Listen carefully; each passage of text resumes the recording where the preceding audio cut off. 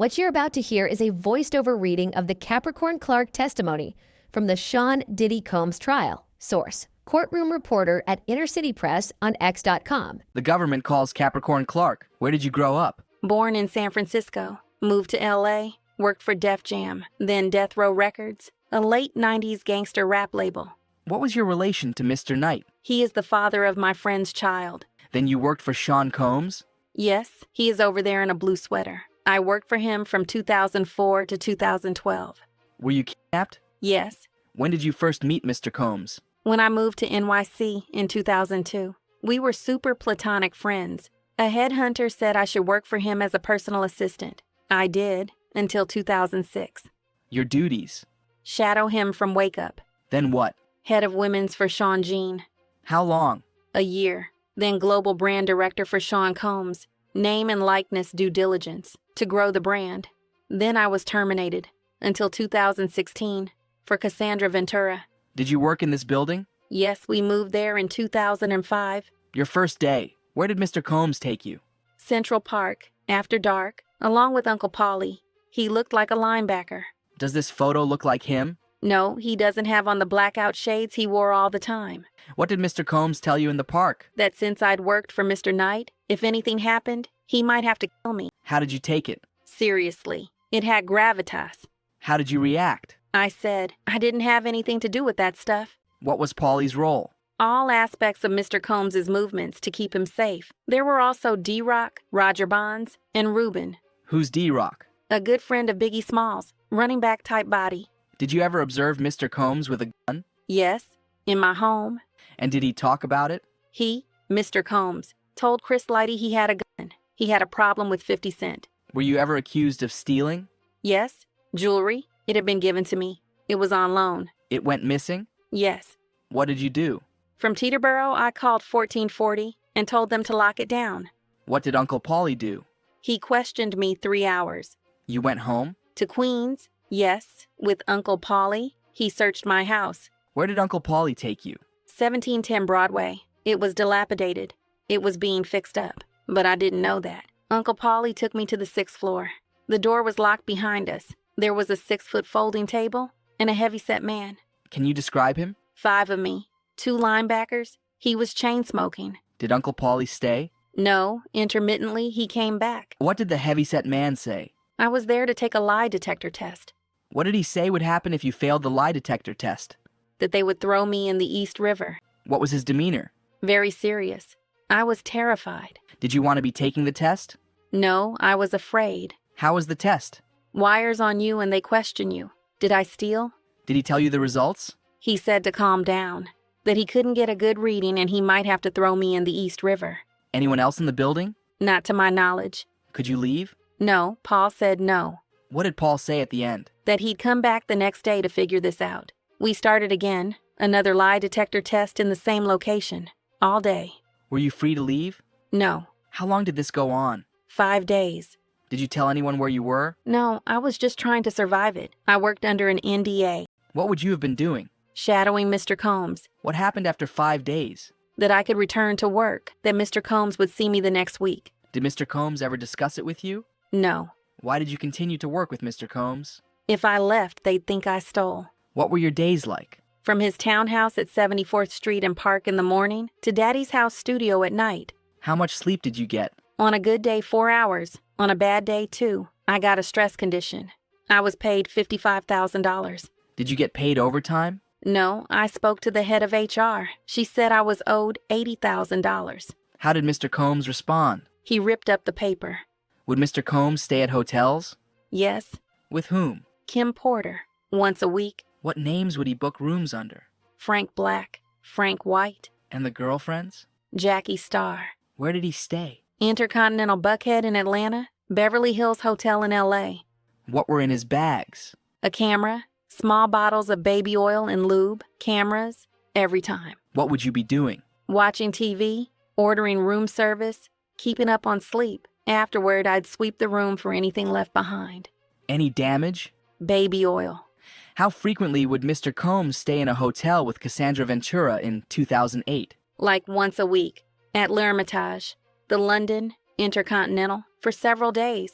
The IV drips. Did he speak to you about his relationship with Ms. Ventura? Yes. Ms. London was there. Chef Jordan in the other room. He called Cassie over, asked her to walk there. Hand me that. Go back in the other room. She did it. What did he say? You won't do that. That's why you don't have a man. What did you say? You're motherfucking right. Did you observe Mr. Combs obtain drugs? A girlfriend in NY, in LA from one stop. Molly, delivered to Puff or to me. Did he ask you to get drugs for him? Yes. See. And in the south of France? He asked me to get cocaine. I said, for who? Why? I wasn't going to do it, given how my mother died. Who did Mr. Combs say the drugs were for? He said, not me. Did you get them? Yes, through the Spanish security guard. He also got prescription drugs in my name. They were in the toiletry bag I'd carry, or security. What about bulk cash? Yes, 100,000 euro, coming back from Europe. Where'd he get it? Club bookings in Europe. He'd keep it, then give it to security, then into his bedroom personal safe. Violence? Fighting. Was Mr. Combs violent with you? Yes, at Star Island. He told me, you are not to leave this house. Pharrell Williams was brought in by boat. I returned Mr. Walker to Palm Island. He called and said, where the F***A are you? You can't have a life. One time, I asked the chef if there was turkey bacon. She said, no f***ing turkey bacon. I said, I hate it here. The chef told Mr. Combs, and he pushed me again and again. What did he say? If you hate it here, get the F***K out of here. Did you leave your employment? I did. But you returned? As global brand director. Why? He was impressed by what I did in the job I'd left for. A couple of albums. He said, you wouldn't have to work directly for me. What were you doing for Ms. Ventura? Managing her image. Maximize the optics for her. For Sean Combs, he had final approval on everything. In L.A., where did you live? A gated community. We had followed Kim Porter there. Where was Ms. Ventura? In New York City on West End. She would come to L.A. and stay with him, or with me, or in a hotel. Who else was Ms. Ventura seeing? Scott Muscuddy, Cuddy. How'd you learn that? She brought him to my apartment. What did she say? She texted me they were going to this public place in L.A. I told her it was a bad idea, and to delete the text. Why? If Mr. Combs learned about Mr. Muscuddy, Mr. Combs paid for my phone, and hers. I took Cassie to Best Buy to get a burner phone. When did Mr. Combs return to town? Not long after. He took Cassie to a hotel, the Cipriani. And then? December 22nd, 2011, between 5:30 and 6 a.m. There was banging at my door. What did you see through the peephole? A furious Puff. What was his movement? Pacing with something in his hand. Did you open the door? I did. What was he wearing? Button-down sweater, torn pants, and he was holding. He came into my apartment and said, why didn't you tell me? Who is Scott? I said, I don't know any Scott. What did he say? We're going to go kill this N-word. Where was the gun? In his hand. I said I didn't want to go. He said, I don't give a what you want. Get dressed. What concerns did you have? He'd never come to my house. Did you try to escape? No, I got dressed. Who joined in? Ruben, in the black Escalade. Executive class. Where was Ruben? Driver's seat. I got in the back seat, right-hand side. Mr. Combs was in the left, next to me. Usually he would have sat in the front. Was in his lap. How long does it take to drive from your home at the time to Cuddy's house in the Hollywood Hills? If you push it, 15 to 20 minutes. What did Mr. Combs and Rube do at Cuddy's house? They went in. Could you see in? Yes. What did you do? I called Cassie on her burner. I said, Cassie, where the f***? I told her Puff was at Cootie's house. Then I changed her number in my phone to my best friend Stormy. What did you hear on the phone? That Scott was at Cassie's. When Mr. Combs came back? He took my phone and called the last number. Then I saw Cootie driving up. Mr. Combs saw my face and said, there's that N-word right there. We drove off and saw the police driving the other way, toward Cuddy's. Puff was pulling himself together. We stopped at the Key Club and he told me to call Cassie. What did he tell you to tell Cassie? That he had me and wouldn't let me go. How did Ms. Ventura respond? She said, okay, come get me. She was calm. Who drove you home? Ruben. What did Mr. Combs then tell you? To convince Cuddy not to say that it had been him at his house. I picked up Cassie. Where did you go?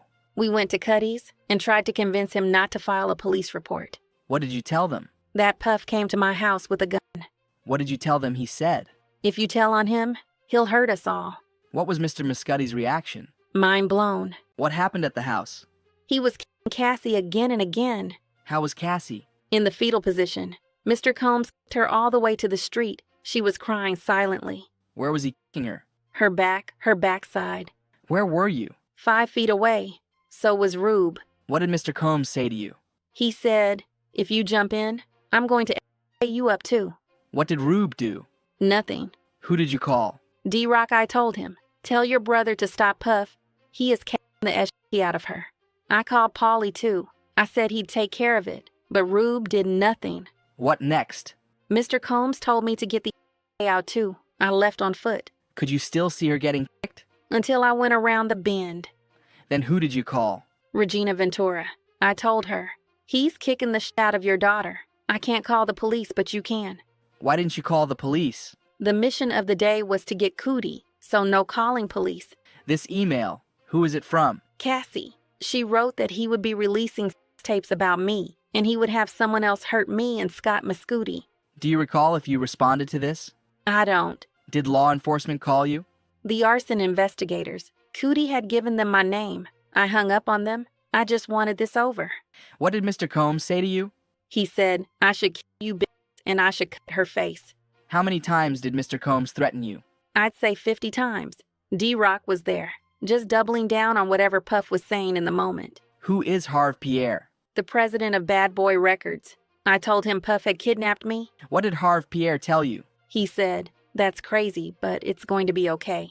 I got a termination notice. I was accused of not properly putting in for the vacation I was on. Had you put in? Yes, to Harve Pierre. Did you lose benefits? All of them. Health, 401k, my house and car. What did Mr. Combs say? That I would never work again, that he would make me kill myself. Did you get a job offer? I did, but it fell through. I couldn't get a job. Did you settle with Mr. Combs? In October 2012. Aside from that settlement agreement, do you have any other pending litigation against Mr. Combs? No. Did you go back to work for him? 2016, no one else would hire me. Cassie had a new record deal with Epic. Who did you have to get approvals from? Sean Combs. Cassie was taking more drugs. Was she still dating Mr. Combs? Yes. In December 2023, why did you retain an attorney? I was traumatized by Cassie's civil complaint. Her complaint did not reference me. I reached out to Mr. Combs and said, I want my life back. You kidnapped me.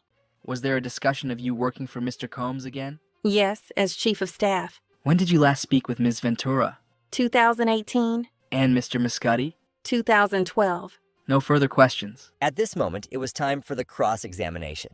We met in April 2024. You had a lawyer, Brian Friedman? Yes. You wanted to come back and work with Mr. Combs, right? We discussed it. Yes. You saw Ms. Geragos taking notes? Yes. You said you didn't think Cassie was good for Mr. Combs. Why? I just thought they were toxic. Tell me about when you were in NY. I was in the Bronx. I hated it. It was 2002. I met Jeanette, then Mr. Combs. In 2001 was the World Trade Center thing. Then I met Mr. Combs. He wasn't doing drugs, right? He did ecstasy in Daddy House. But it got worse? Yes. You authorized Mr. Freeman to seek a job for you? It was all very procedural. Lawyer to lawyer. But you were told you couldn't be given a job in the middle of the investigation? I don't remember that. Read this and let me know when you're done. Do you remember saying you had the biggest crush on him? You called him Chalk for chocolate? I did. You started with Def Jam, Run DMC? I don't go back that far. I'm more Foxy Brown, Redline, Jay-Z. So how did you come to work for Mr. Combs? I put my resume on Monster. After the World Trade Center thing, he said, you'd work for me? I was like, maybe. He was acting on Broadway and Raisin in the Sun. I was impressed. He had a major part? He was a star. Then I shadowed him on the Vote or Die campaign. My job was to get the t-shirts on the celebrities and into the photo shoots. I'd call them and say, Puff wanted them to come. And they came? They did. How long before the jewelry missing thing? It was about 4 months. On the 4th of July, he threw a white party at his home on the Hamptons that year with Vote or Die. When did the jewels missing happen? After July 4th. The jewels were still on loan from Jacob the jeweler. Who else got lie detector? Mike B., his stylist. He too had gone to street level of 1440 for manicures. The lie detector test was the next day. You never told HR? No, I got fired for 3 weeks. How did you get unfired? I went to work on his 35th birthday at Cipriani to do the celebrity list. I came back. 2004 to 2006. Not all. As personal assistant? Then liaison. I was making $65,000 for Combs, then $90 at Jive. Why'd you come back to Combs? I had gotten top records for R. Kelly. Mr. Combs said he was impressed, asked me to come back for Sean Jean for women. I think I was a really good employee for him. He told you were awesome? He did not use that word. You worked hard for him? I did. Others worked hard too, right? Not as hard as me. I did learn a lot from Mr. Combs. He broke that glass ceiling for us black people in the business world. Do you need a minute? No, it's just complicated. When you went into the park, it was to Tavern on the Green. We parked there. Earlier in the day in the park, we ran into Nas. When you say he had Ms. Ventura's spin, who was there? Let me show you what you said. You said Lorianne Gibson was there? They misheard me. When did you first meet Cassie Ventura? I met her with Ryan Leslie. Why did you not get along with Cassie sometimes? In 2008, she got more bravado being his girlfriend, the longer it lasted. She thought I was being paid to help her. What did you see? She went from being a sweet model to being a feisty girlfriend. Do you think she was talented? She had talent and was very beautiful. But not talented? She was not. I have good taste. Talented to me is Whitney Houston and Mariah Carey. Cassie, she was more of a studio musician. She needed things equalized. Did she perform live? A couple times. Not the greatest. Was she a hard worker? At times. When wasn't she a hard worker? She preferred to be with her boyfriend. When we moved to LA after Kim had the twins, 2009-ish, I saw her developing more of her relationship with Puff, with Mr. Combs. He supported her? Yes, with stylists, other musicians, all the components to make a star. Did she get more help than others? Yes, Young Jock and a group from Atlanta. I developed French Montana. I ran into Cassie. She said she had a new deal with Epic. I dressed her like David Bowie. We did a photo shoot at my house. We wrote a mini movie and shot it for the project. What about Official Girl? Super cute video. King of Hearts? It was fresh. Puff liked it. Cassie had a green wig? Yes. We moved to admit this witness. You don't remember this email? I don't. Here in 2012, you are setting up a recording session for Cassie. Mario Wienans was, for the chairman. For Mr. Combs? Yes. When did you learn Cassie was dating Kid Cudi? Fall of 2011. I picked her up there. You believed that after Thanksgiving, Ms. Ventura and Kid Cudi were what? Getting to know each other. Why'd you get her a burner phone at Best Buy? I told her, you cannot do this on your bad boy phone. How did you know about burner phones? I grew up in Los Angeles. In December 2011, Mr. Combs was at an orphanage in Almaty, Kazakhstan. I heard it was Russia. How did Mr. Combs get into your building? I was told the security guard got fired. What was his name? Some random security guard. What did he look like? Black guy, younger than 35. What was Mr. Combs doing with the gun? He had it in his hand. He wasn't pointing it at you? No. But you told the government he pointed it at you. It says, or waved it around. That's more correct. Where did you change into street clothes? In my closet. Isn't it true you went so that Mr. Combs wouldn't do something stupid? No, I went because he said he didn't care. I didn't want to go. He's a jealous guy? He has a bad temper. To the Escalade, did you pass a security guard? I saw him in his little hut. Mr. Combs was behind the driver with a gun on his lap. You made a call? Not then. Did you look at Kid Cudi's door to see if they could get through it? I was not really paying attention. I was so in my head, trying to plan my next step. I was praying that Cudi was not in there. Did Cassie have 2 rooms? Cudi took her to one room. She had another. You are 100% that you called and told them? Puff hun? Yes. I said it very quickly. I didn't want Puff to see me on the phone. Did you say that Lauren London was on the phone with you and Cassie and Cudi? No, only part of the time. I wanted someone to know where I was. What did you tell her? I'm scared of mountain lions. Mountain lions? I don't know if you know the Hollywood Hills coyotes. Maybe Lauren was on the phone. Maybe. It's such a long time ago. Are you aware that Lauren and Mr. Combs were friends for years after this? Yes. Then you see the Porsche coming up the hill? Yes. Cudi is in the black Porsche. He stops next to us, then speeds off. We chase him. Then? He loses us. We turn away. Then we see police pass us. You go to pick up Cassie and go where? Cudi's house. There was ADT there. Then you go to Mr. Combs' house and you say you see Mr. Combs, Cassie there and even in the street? Yes. You hung up on the fire inspector? I did. When you were on vacation, it was with who? Rihanna. After you were fired, what job did you get? I was hired by Chris Lighty to work for 50 Cent. Here you wrote to Mr. Combs, one day you'll forgive me. Anyway, be well. Yes. You wrote on February 28th, 2015, your grace period to be mad at me has surpassed the agreed time LOL. You wrote that. Yes, sir. Please read that out loud. I wrote, she was never my friend. She wanted me gone, I realized. Did you think Cassie wanted you gone? Sorry. This is complicated for me. I felt that I was Puff's protector. I felt I was the only one gone. She was still there, and things were getting worse. I tried to keep professionalism as the goal. You thought you could be his protector? It was to move the ball toward the goal, to inspire. Did it hurt that he would only take you back because Cassie wanted? Yes, I have no parents. My son is autistic. My stakes are higher, sir. Just a few more minutes and we'll get you out today. Thank you, sir.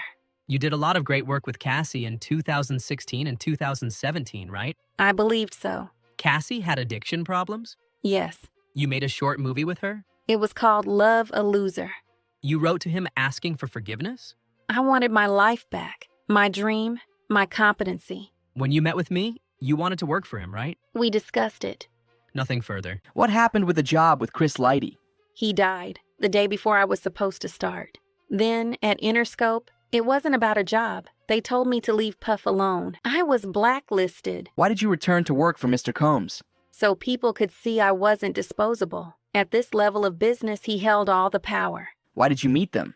Get my life back. In the king? Did Mr. Combs carry a gun? Yes. At this moment, the day in court was over. What do you think about it? Let me know in the comments down below.